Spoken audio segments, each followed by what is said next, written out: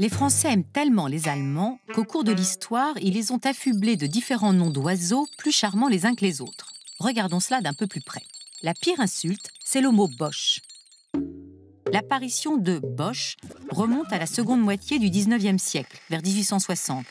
Et Boche, ça viendrait d'Albosch. Albosch est un terme un peu plus ancien, formé du préfixe al, abréviation de allemand, et du suffixe bosch.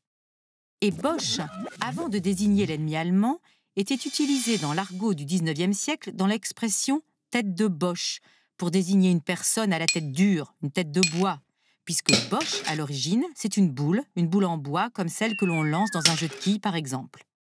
Donc, je résume, la Boche, la boule de bois, le Boche, l'homme à la tête de bois, l'Albosch, l'allemand à la tête de bois, qui, abrégé, redevient Boche. Comme l'attaque est la meilleure défense, il y a une entreprise d'électroménager allemande, Bosch pour ne pas la nommer, qui a judicieusement joué de cette homonymie dans son slogan « C'est bien, c'est beau, c'est Bosch », audacieux et efficace. Autre dénomination très peu sympathique, Schleu, ou bien Schleu avec un H, ou parfois encore Schleu avec un S devant.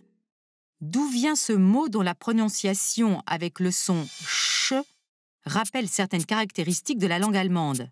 Écoutez bien. Schleu, c'est le nom des populations berbères du Maroc occidental. Les soldats français qui combattent au Maroc au début du XXe siècle appellent ainsi les soldats des troupes territoriales. À leurs yeux, ce sont des sauvages, des barbares qui parlent une langue incompréhensible.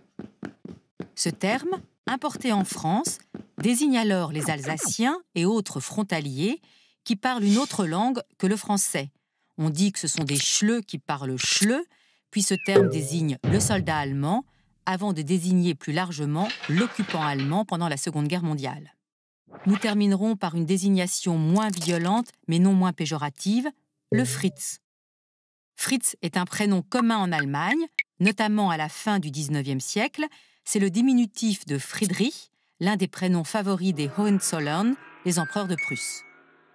Le Fritz se décline et donne pendant la Première Guerre le Fridolin, le Frisé et même le Frisou pendant la Seconde Guerre mondiale. Bon, maintenant j'aimerais bien vous présenter les insultes allemandes à l'égard des Français, mais vous pouvez chercher. Sur ce registre-là, ça n'existe pas. Il y a bien quelques expressions comme « Froschfresser », bouffeur de grenouilles. Mais les Allemands ne sont pas les seuls à gratifier les Français de cette appellation. Le monde entier en fait autant.